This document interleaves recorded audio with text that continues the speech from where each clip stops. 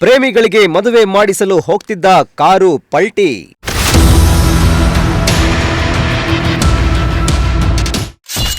ಅಪಘಾತದ ಬಳಿ ಆಗಿದ್ದಾದ್ರೂ ಏನು, ಮದುವೆ ಆಯ್ತಾ ಇಲ್ವಾ?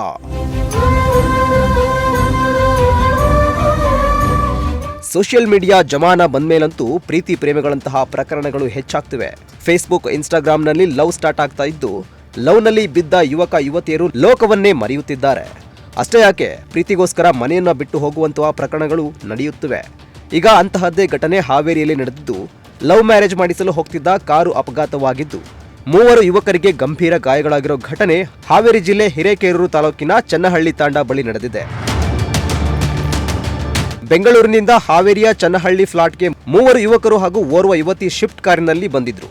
ಪ್ರೀತಿ ಮಾಡ್ತಿದ್ದ ಜೋಡಿಗೆ ಮದುವೆ ಮಾಡಿಸುವ ಸಂಭ್ರಮದಲ್ಲಿದ್ದ ಗೆಳೆಯರು ಸ್ಪೀಡ್ ಆಗಿ ಕಾರು ಚಲಾಯಿಸಿದ್ದಾರೆ. ಹಾವೇರಿ ಜಿಲ್ಲೆಯ ಹಿರೇಕೆರೂರು ತಾಲೂಕಿನ ಚನ್ನಹಳ್ಳಿ ತಾಂಡಾ ಬಳಿ ಕಾರು ಬರ್ತಿದ್ದಂತೆ ಇದ್ದಕ್ಕಿದ್ದಂತೆ ಪಲ್ಟಿಯಾಗಿದ್ದು ಸಂಪೂರ್ಣ ಜಖಂಗೊಂಡಿದೆ.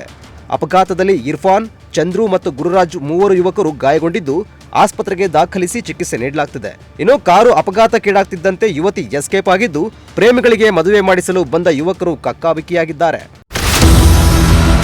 ಸದ್ಯ 3 ಗಾಯಾಳುಗಳಿಗೆ ಹಾವೇರಿ ಜಿಲ್ಲಾಸ್ಪತ್ರೆಯಲ್ಲಿ ಚಿಕಿತ್ಸೆ ನೀಡಲಾಗ್ತಿದೆ. ಸ್ಥಳಕ್ಕೆ ಪೊಲೀಸರು ಭೇಟಿ ನೀಡಿ ಪರಿಶೀಲನೆ ನಡೆಸಿದ್ದಾರೆ.